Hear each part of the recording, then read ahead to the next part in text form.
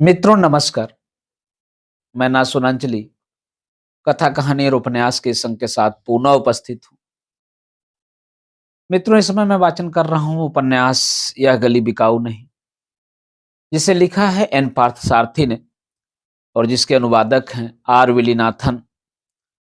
साहित्य अकादमी पुरस्कार द्वारा पुरस्कृत उपन्यास यह गली बिकाऊ नहीं के भाग 17 तक का वाचन मैं अपने वाचन के पिछले क्रम में कर चुका हूँ, जिसे आप कथा कहानी और उपन्यास के चैनल पर जाकर क्रमवार सुन सकते हैं।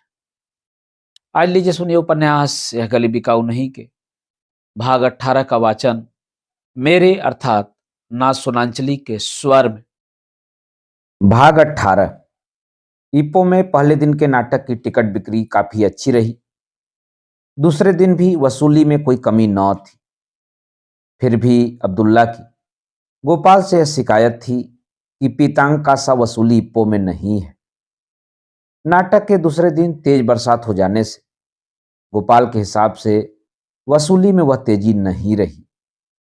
इप्पो में रहते हुए दोनों दिन दोपहर के वक्त उन्होंने दर्शनीय स्थलों को देख लिया। नाटक मंडली का अगला पड़ाव कुआलालंपुर था। बीच में एक दिन आराम के लिए रह गया था।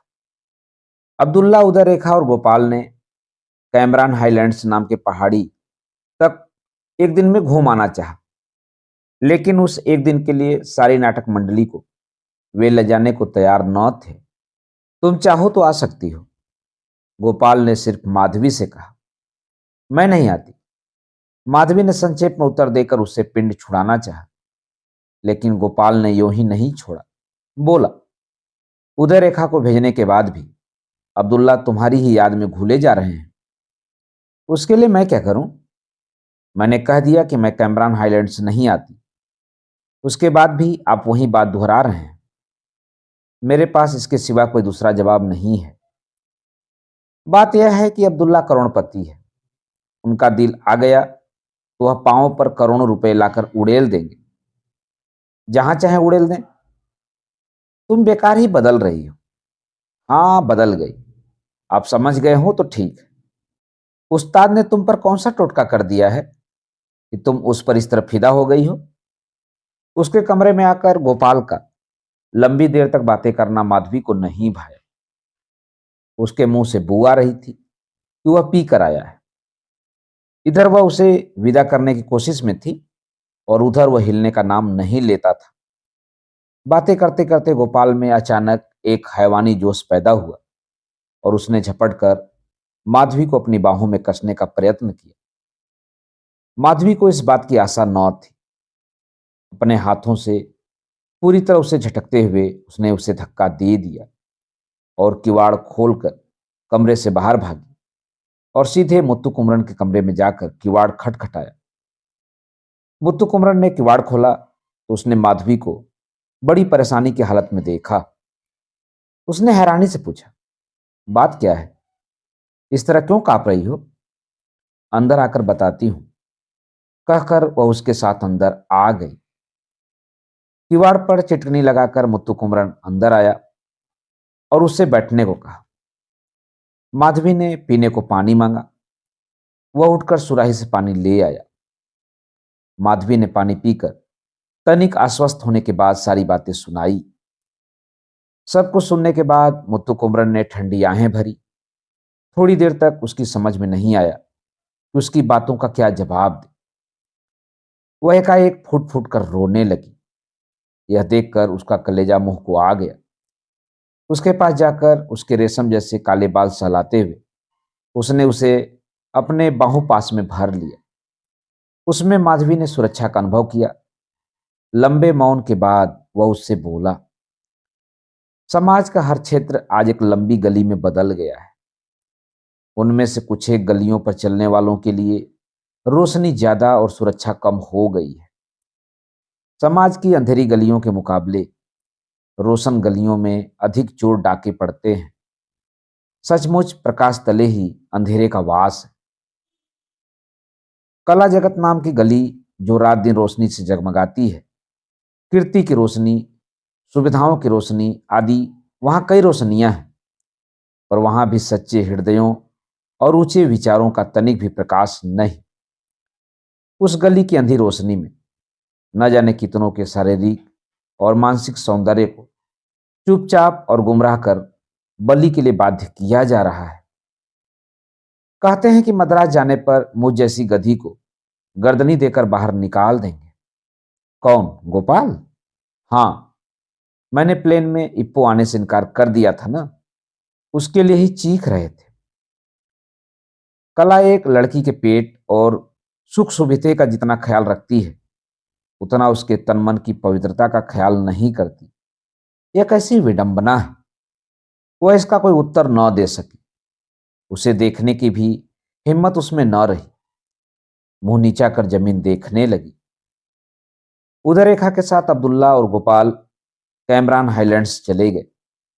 यह तय हुआ था कि उनके वहां से लौटने के बाद सब इप्पो से कुआलालंपुर चलेंगे।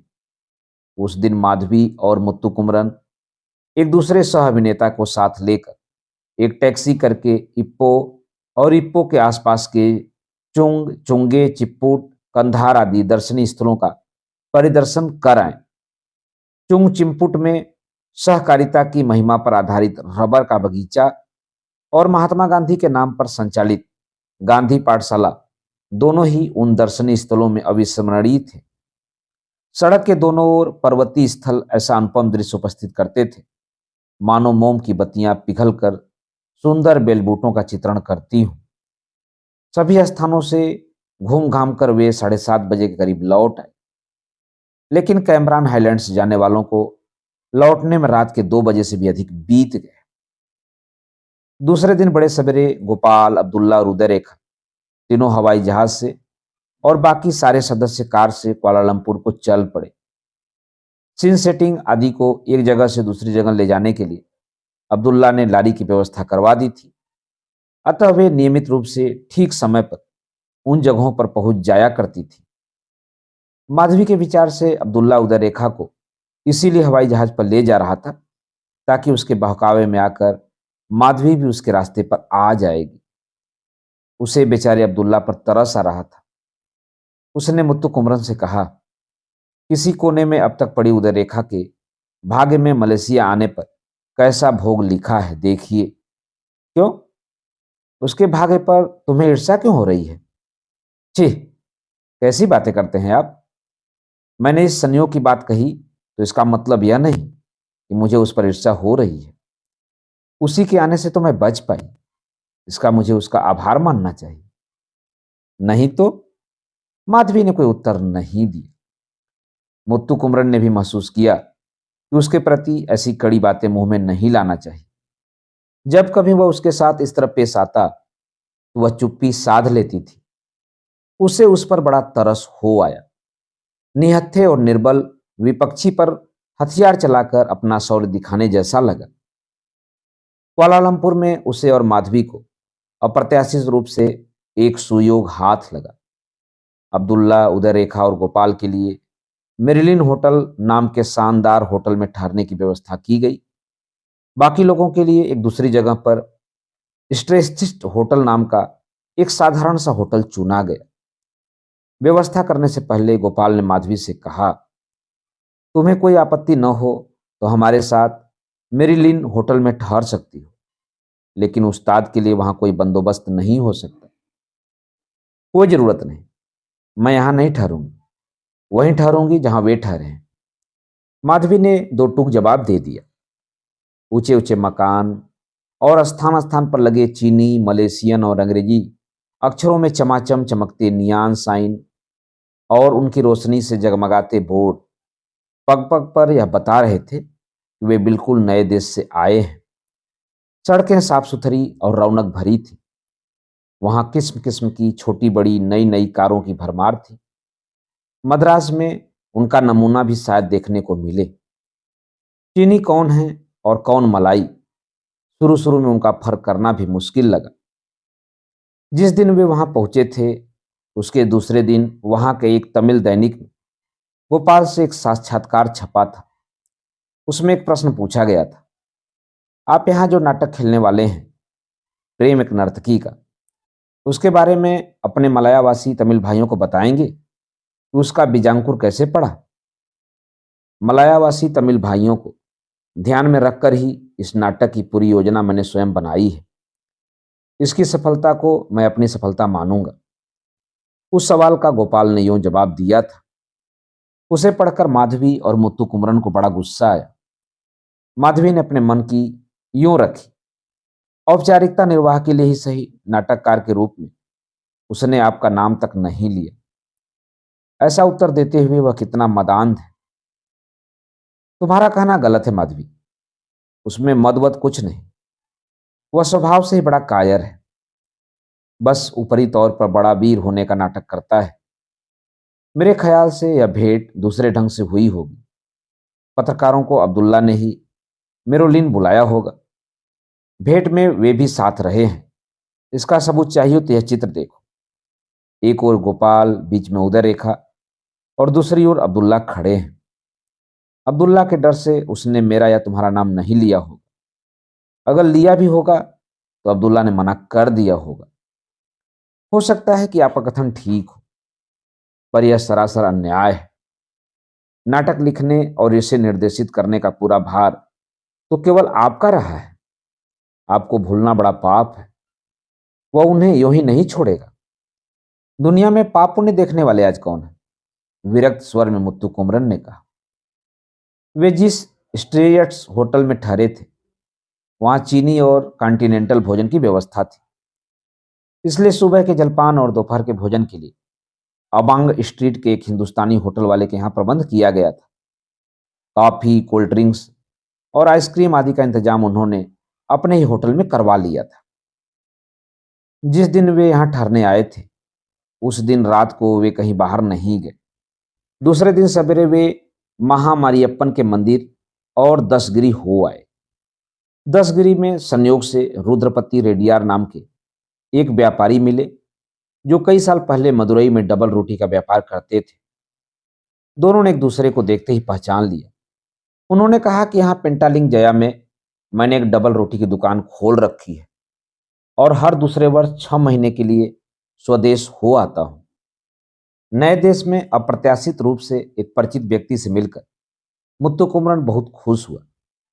उसने माधवी का उनसे परिचय कराया और मद्रास में आकर गोपाल की नाटक मंडली में सम्मिलित होने की बात भी बताई। सिनेमा के लिए भी कुछ लिखना शुरू कर दो, फिल्मों से ही मुट्ठी गर्म होती है। सबकी तरह रेडियार के मुख से भी वही बात सुनकर मुत्तु कुमरन को हंसी आई। उसने कहा, सिनेमा भी दूर कहाँ है, उसे भी मुट्ठी में करके छोड़ेंगे। अच्छा, कल दोपहर को तुम दोनों हमारे घर में भोजन करने आ जाओ। पेटालिंग जया, यह पता याद रखो। हाँ, तुमने यह नहीं बताया कि कहाँ ठहरे हो। स्ट्रेट्स होटल में। नाश्ता और भोजन अबांग स्ट्रीट से आ जाते हैं।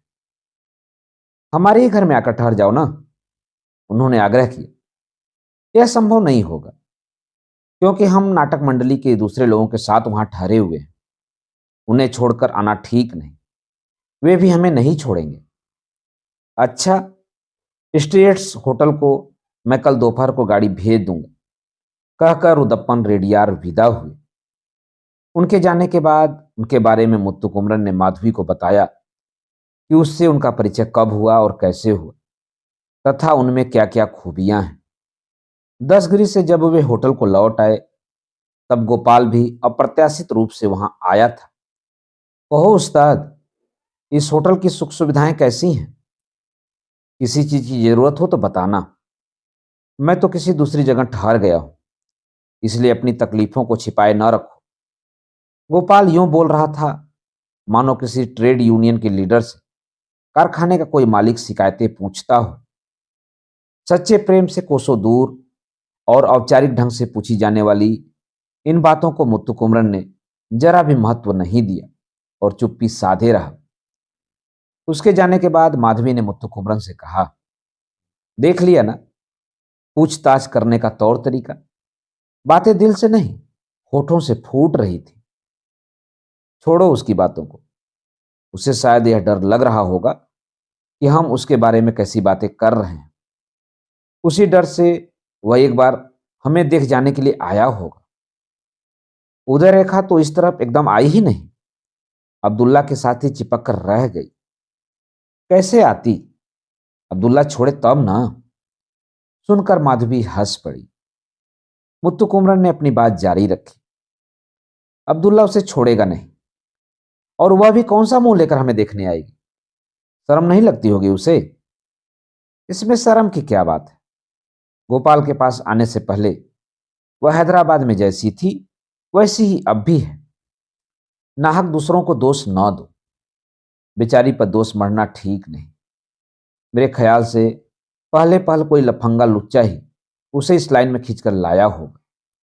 पेट की भूख भला बुरा नहीं पहचानती। सच पूछो तो माधवी, मुझे ऐसे लोगों से हमदर्दी ही होती है।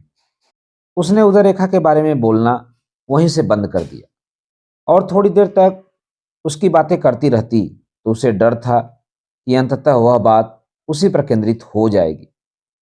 मुत्तु कुमरन ने अपनी बातों के दौरान इस बात पर जोर दिया था कि मेरे ख्याल से पहले पहल कोई लफंगा लुच्चा ही उसे इस लाइन में खींच लाया होगा। माधवी ने कभी मुत्तु कुमरन से बातें करते हुए कहा था कि मुझे इस लाइन में लाने वाले गोपाल ही हैं। इस पर तुरंत मुत्तु कुमरन ने उस पर जहर उगलते हुए कुरेदा था कि लाइन माने क्या होता है। इस बात के साथ ही उसे पिछली बात की याद हो आई। ठीक उसी तरह आज मुत्तु कुमरन ने लाइन शब्द का इस्तेमाल किया था। उसने यूं ही उस शब्द का इस्तेमाल किया था या किसी अलग अर्थ से उसका इस्तेमाल किया था, यह समझ न पाने से वह दिल ही दिल में कूढ़ गई। इस हालत में जब उदय रेखा के चरित्र को लेकर बात बढ़ी तो उसे डर लगने लगा था कि सौम्य और शांति से युक्त वातावरण में कहीं खलल न पड़े। कुआलालंपुर में नाटक के प्रथम प्रदर्शन में अच्छी खासी वसूली हुई। अब्दुल्ला बता रहे थे कि हर दिन के नाटक के लिए हैवी बुकिंग है। दूसरे दिन दोपहर को रुद्रपति रेडियार की कार स्टेडियस होटल में आई और मुत्तु कुमरन और माधवी को दावत के लिए ली गई। रुद्रपति रेडियार जिस पेंटालिंग जया इलाके में रहते थे, वहां एक नई कॉलोनी बसी हुई थी जिसमें एक से बढ़कर एक नए मकान बने हुए थे। रुद्रपति रेडियार के ड्राइवर ने कहा कि कुआलालंपुर भर में यह बिल्कुल नया बेजोड़ एक्सटेंशन है। मलाया आकर रुद्रपति रेडियार बड़े धनी मनी व्यक्ति हो गए थे। उनके यहाँ उच्च स्तरीय पांड्य शैली का शाकाहारी स्वादिष्ट भोजन पाकर वे बहुत प्रसन्न हुए। भोजन के बाद रेडियार की तरफ से भेंट के तौर पर माधवी को सोने की एक चेन और मुत्तु कुमरन को एक बढ़िया सीकों की घड़ी उपहार में मिली। पान सुपारी के तस्तरी में रखकर सोने की वह चेन रेडियार ने माधवी के सामने बढ़ाई। वह सोच में पड़ गई कि वह उसे ले या न ले। मुत्तु कुमरन क्या समझेगा? मुत्तु कुमरन के मन की जानने के लिए उसने आंखों से जिज्ञासा व्यक्त की। मुत्तु कुमरन ने उसके मन के भय पढ़कर हंसते हुए कहा, ले लो, रेडियार जी तो हमारे भैया हैं, इनमें और हम में फर्क नहीं मानना चाहिए। माधवी ने चेन रख लिया। रेडियार ने अपने हाथों से मुत्तु कुमरन के हाथों में घड़ी बांधी। भगवान की कृपा से समुद्र पार इस देश में आकर हम काफी खुशहाल हैं। खुशहाली में हमें अपनों को नहीं भूलना चाहिए, रेडियार ने कहा।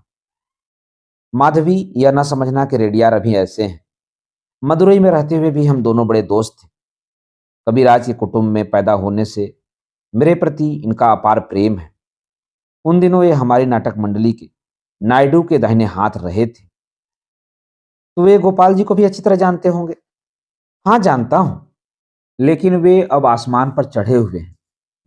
इस देश के बहुत बड़े जौहरी अब्दुल्ला के गेस्ट बने हुए हैं।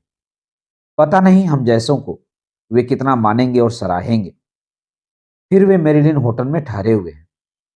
मुझे मेरिलिन होटल जाते हुए भी डर लगता है। वहां दरबान से लेकर वेटर तक अंग्रेजी में बातें करते हैं। अंग्रेजी से मेरा 36 का वास्ता है। न तो बोलना आता है और न ही समझना। यानी कि आप मेरे जैसे हैं, मुत्तु कुमरन ने कहा। यह कोई बड़ी बात नहीं, आदत पड़ने पर आप यह समझ में आ जाती है। बात वह नहीं, एक दफे की बात है।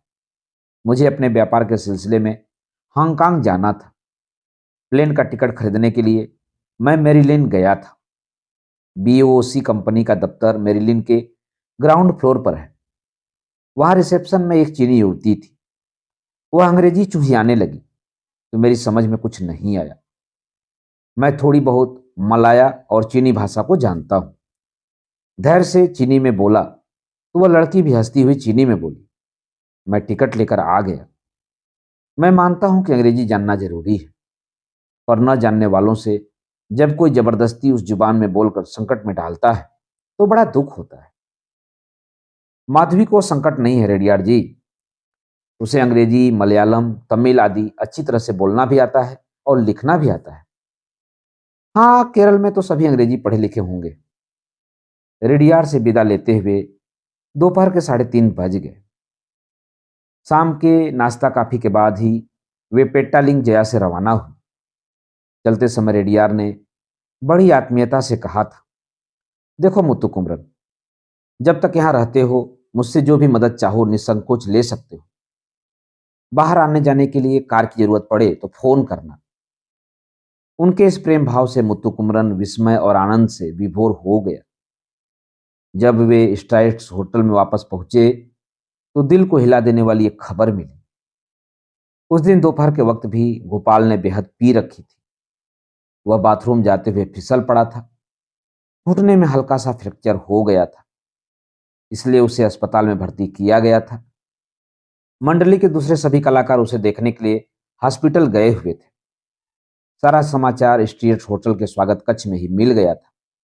रिसेप्शनिस्ट से सारी बातों का पता लगाकर गोपाल किस प्राइवेट नर्सिंग होम में भर्ती हैं वहां का पता ठिकाना लेकर दोनों रेडियार की ही कार में उस अस्पताल को चल पड़े। Nursing home Mountbatten road पर था। जब वे वहां पहुंचे तब मंडली के अन्य कलाकार और कर्मचारी झुंड के झुंड लौट रहे थे। उस दिन शाम को नाटक हो कि न हो, वे सब इसी उधेड़बुन में पड़े थे।